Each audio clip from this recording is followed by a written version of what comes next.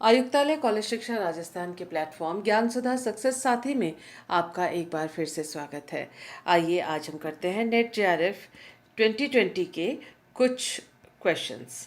इससे पहले कि हम अपना पहला क्वेश्चन करें, याद कर लेते हैं टर्शरी ब्यूटाइल लिथियम के बारे में कुछ बातें।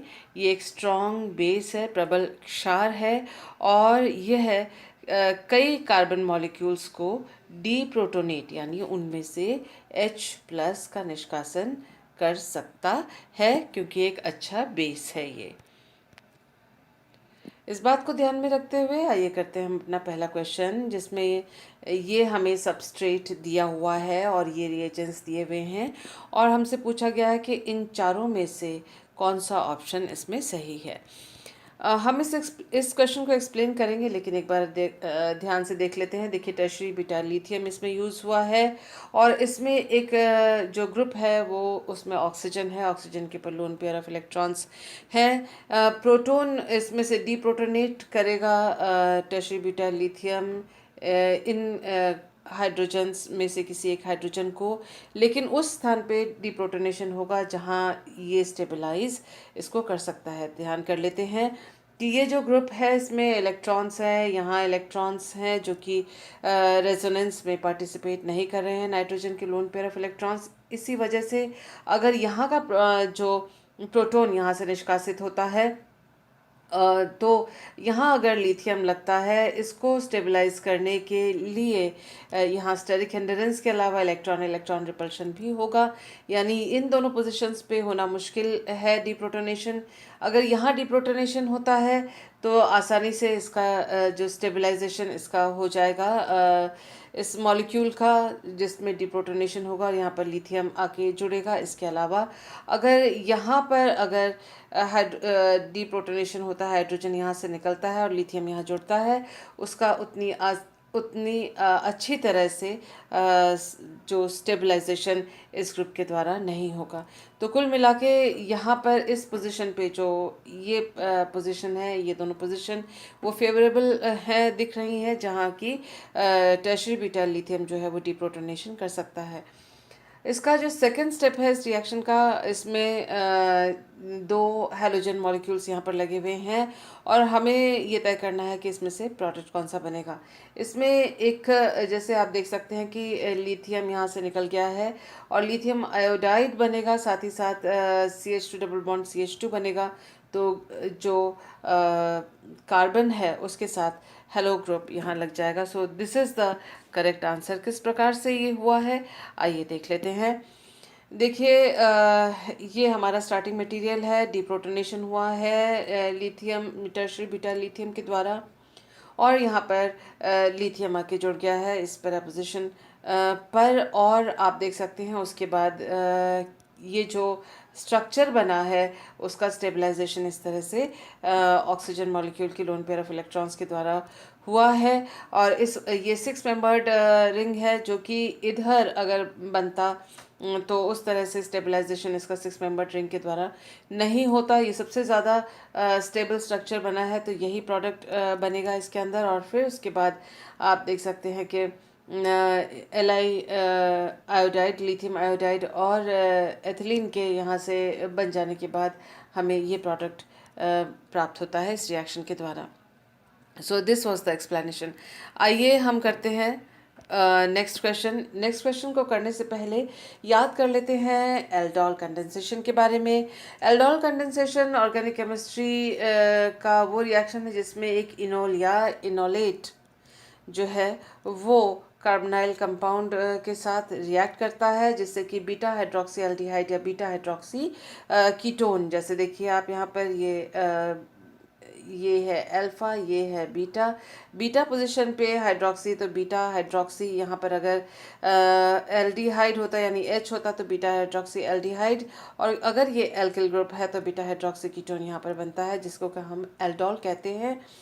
फर्दर उसमें डिहाइड्रेशन होता है, जैसा कि आप देख सकते हैं वाटर मॉलिक्यूल इसमें से निष्कासित हो रहा है। यहाँ OH और यहाँ के H से निकल जाने के बाद आप देख सकते हैं कि इस तरह से जो है ईनोन, ईन यानी डबल बॉन्ड, ओन यानी कीटोन का या कार्बोनिल ग्रुप का ओन इस तरह से इनोल प्रोडक्ट हमें प्राप्त होता है। कुल मिला के अभी के लिए हमें ये याद रखना है कि एल्डोल कंडेंसेशन में कार्बोनिल कंपाउंड जिसके पास अल्फा हाइड्रोजन हो वो एक बेस या एसिड के प्रेजेंस में ये दोनों रिएक्शंस हो सकती हैं।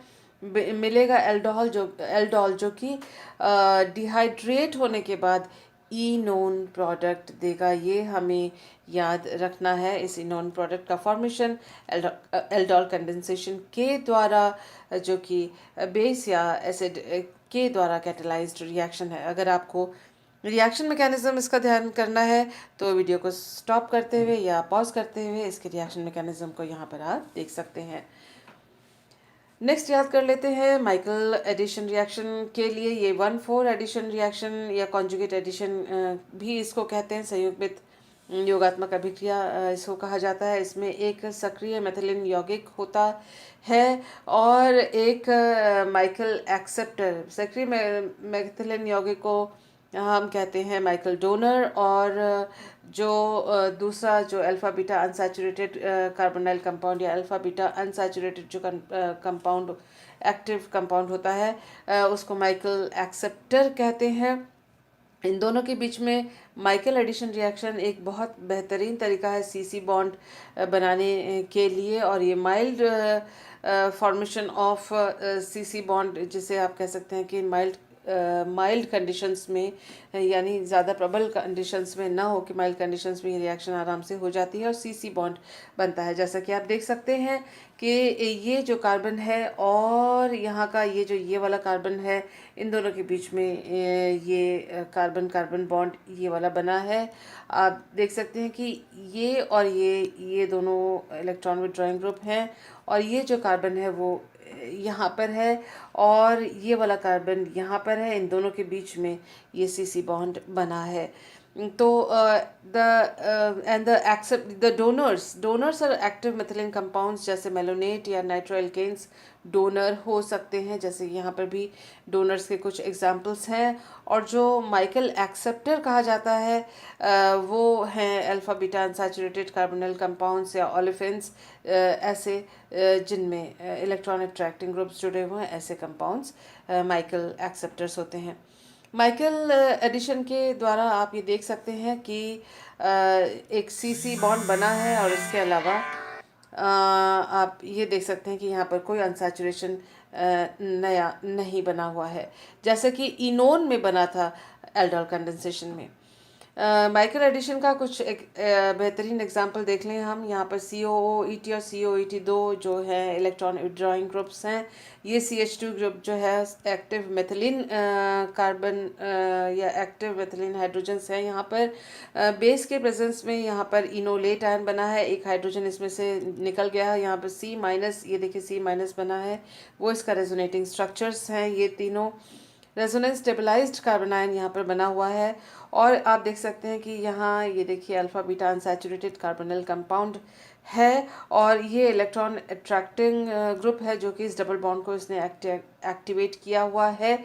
इसको 1 मानते हैं, इसको 2, इसको 3 और इसको 4। तो आप देख सकते हैं ये चौथा कार्बन, ये चौथा एटम है जिस पे कि इनोलेट या आप कह सकते हैं कार्बन आयन का यहाँ पर एडिशन होता है, अटैक होता है, जिससे कि ये सीसी बॉन्ड नया बनता है। इसके अलावा देखिए आप उसके बाद ये जो हाइड्रोजन ये O- यहाँ पर जनरेट हुआ है। यहाँ पर चौथे ये रहा चौथा, और ये है फर्स्ट, ये है फर्स्ट, इसको देख लीजिए, ये है फोर्थ, ये है फर्स्ट, ये फोर्थ, ये फर्स्ट, या ये फर्स्ट, ये फोर्थ, 1 और 4 पे एडिशन हुआ है। फर्स्ट कार्बन पे यहाँ पर हाइड्रोजन जुड़ा हुआ है और चौथे कार्बन पर यहाँ पर कार्बन जुड़ा हुआ है। 1,4 एडिशन यहाँ पर हुआ है, और इसके साथ ही आप देख सकते हैं कि ये जो इनॉल बना है इसका टॉटोमराइजेशन हुआ, और आप देख सकते हैं कार्बोनिल कंपाउंड यहाँ पर बना। ये जो फाइनल प्रोडक्ट बना है इसमें कोई डबल बॉन्ड नहीं है। याद कर लेते हैं कि एल्डोल कंडेंसेशन में double bond, single bond, C double bond O इनोन बना था, और माइकल एडिशन के द्वारा जो डबल बॉन्ड है वह फिनिश हो गया है, वैनिश हो गया है, यहाँ देखिए।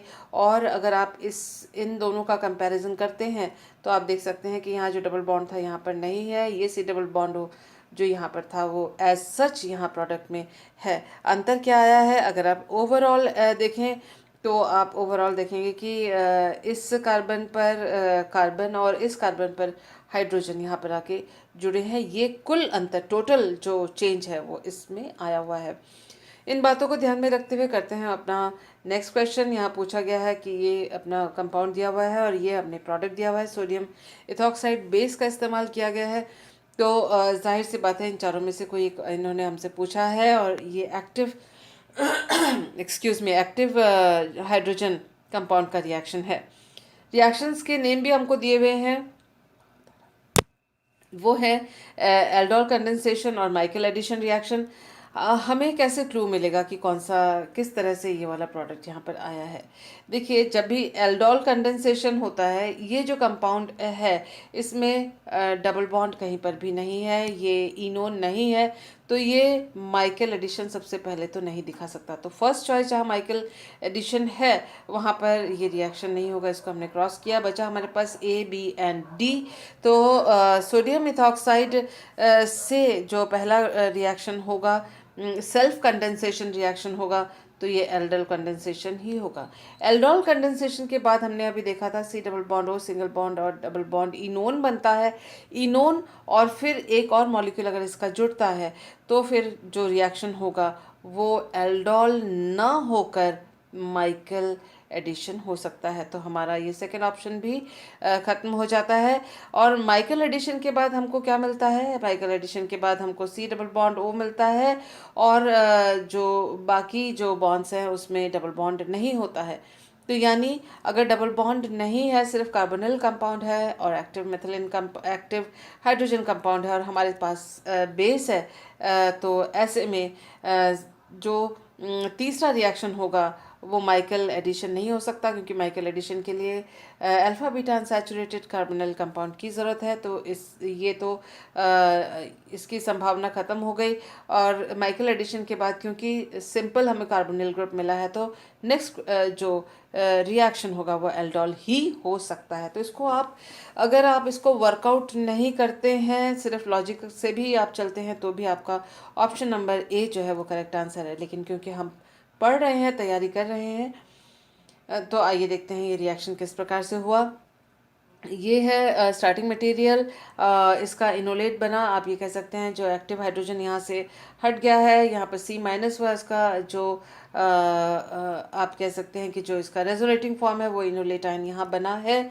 और इसने दूसरे, ये this is the first molecule, ये पहला मॉलिक्यूल है, ये दूसरा मॉलिक्यूल साइक्लोहेक्सेनोन का, आपस में इनका एल्डोल कंडेंसेशन हुआ है। एल्डोल कंडेंसेशन कार्बोनिल कार्बन पर होता है। तो इस कार्बन और जो इस वाले कार्बन के बीच में और इस वाले कार्बन के बीच में एक बॉन्ड बना है, वो ये है। और आप देख सकते हैं कि इसमें बेस की उपस्थिति में ETO जिसमें से निकला और ये रिएक्शन मैकेनिज्म को किया हुआ है। कुल मिला के आपको ध्यान में रखना है कि इनोन प्रोडक्ट हमको प्राप्त होगा इस तरह से। इनोन प्रोडक्ट के बाद हमारे पास ये है तीसरा साइक्लोहेक्सेनोन मॉलिक्यूल, जो कि बेस की उपस्थिति में इनोलेट में कन्वर्ट होके यहाँ पर दिखाया गया है।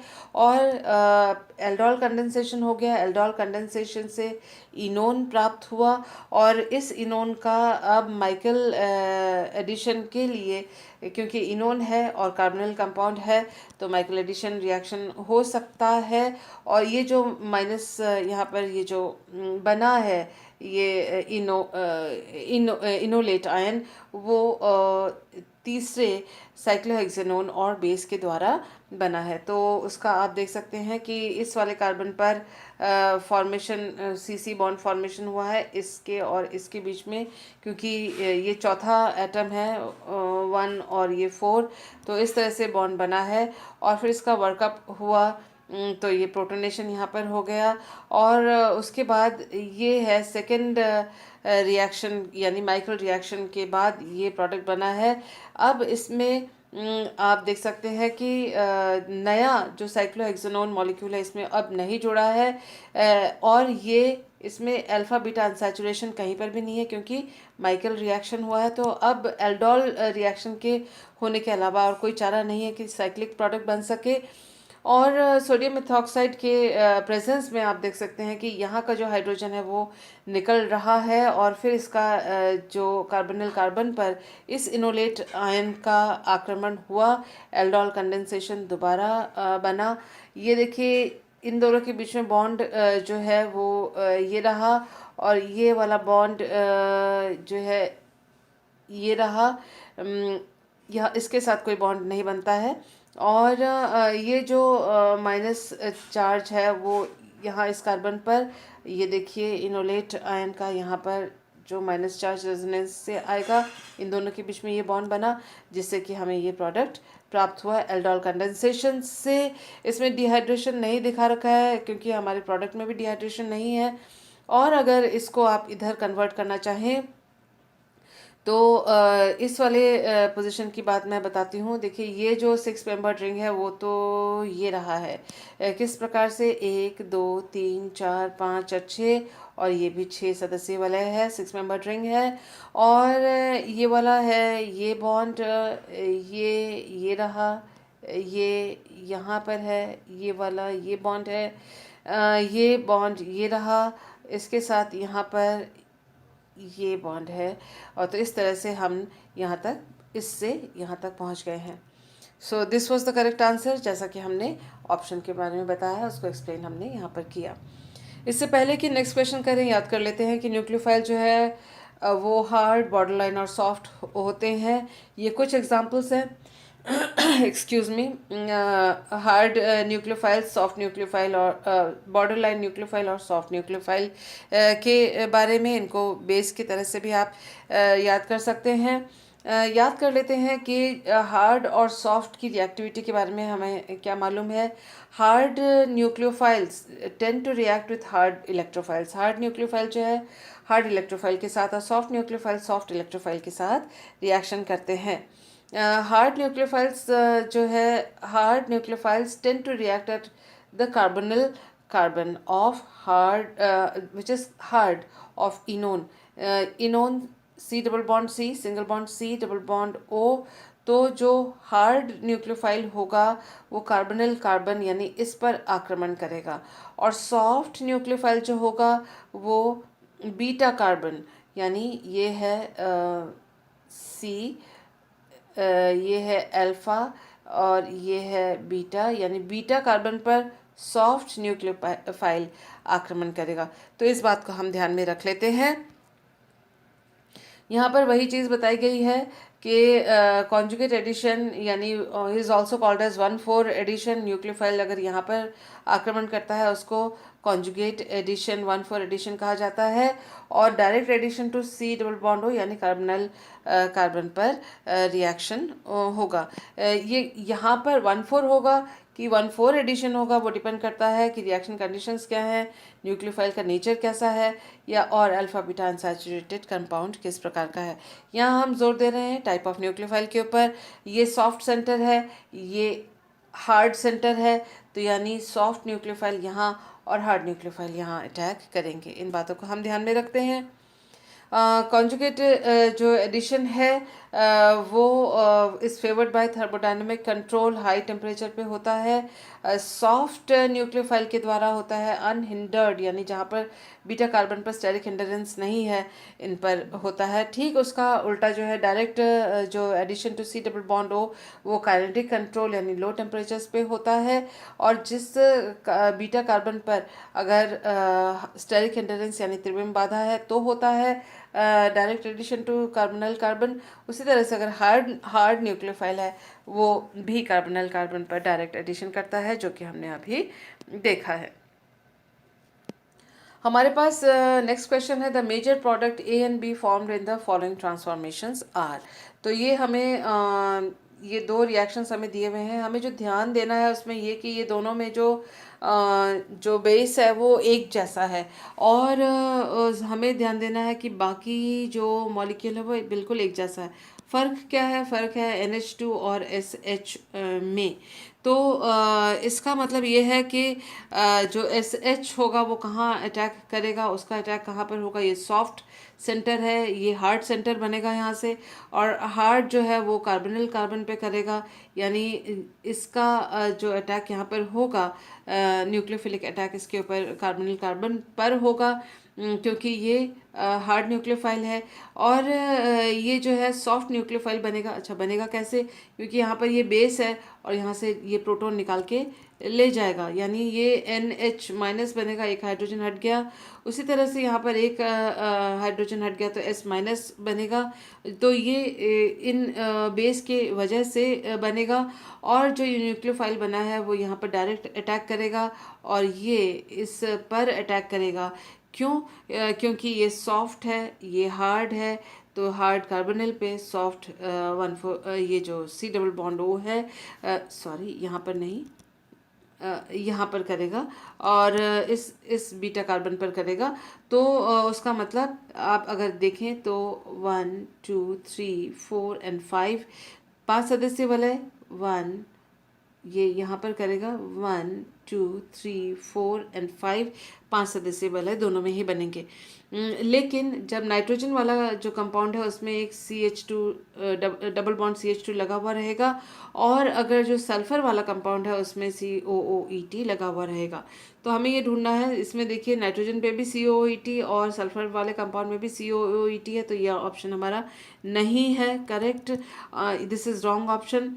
यहाँ देखते हैं कि इसमें COOET है, और इसमें C डबल बॉन्ड O, यहाँ पर इसमें C डबल बॉन्ड C बचा हुआ है, C डबल बॉन्ड C बचा हुआ है, कि ये भी गलत है, क्योंकि सल्फर जो है वो C डबल बॉन्ड C पे आक्रमण करेगा, जैसे कि हमने देखा इस वाले कार्बन पर, क्योंकि ये बीटा कार्बन है।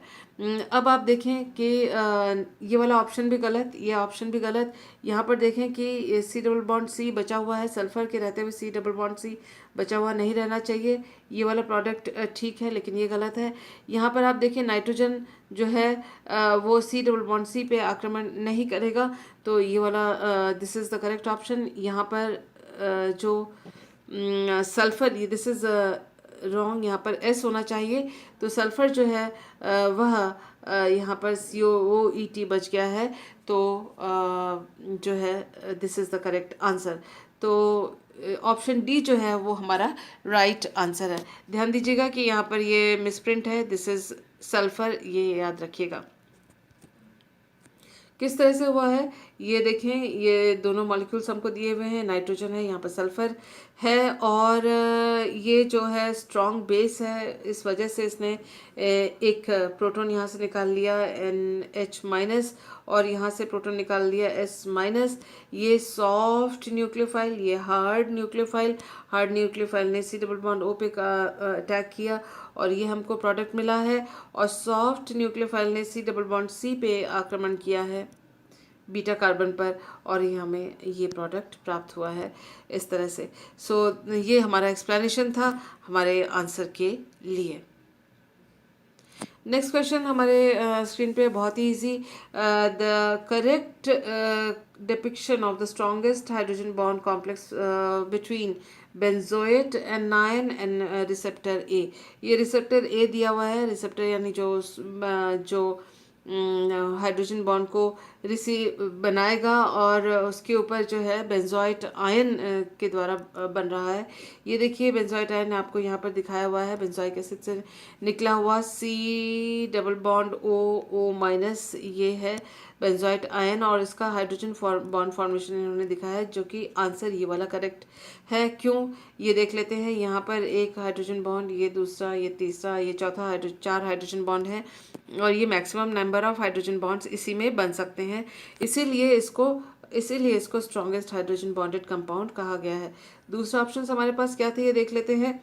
दूसरे ऑप्शंस में 1 2 और 3 हाइड्रोजन बॉन्ड बने हुए हैं, और साइक्लिक पूरा स्ट्रक्चर भी नहीं बना हुआ, इट इज़ नॉट स्टेबल। इसी तरह से यहाँ देखिए 1 2 और 3 बने हुए हैं, और ये भी उतना स्टेबल नहीं है जितने 4 हाइड्रोजन बॉन्ड वाला हमने पहला ऑप्शन देखा था। इसमें 1 या 2 हाइड्रोजन बॉन्ड बने हुए हैं, वो भी हमारे ऑप्शंस ये नहीं है। So the correct answer in this case was this thing, that is option number A which is the correct answer, क्योंकि इसमें मैक्सिमम नंबर 4 जो हाइड्रोजन बॉन्ड बनने की संभावना है और एक closed ring structure completely enclosed इसमें बेंजोइड आयन के द्वारा बना हुआ है. So this is more stable. So thank you for being with me.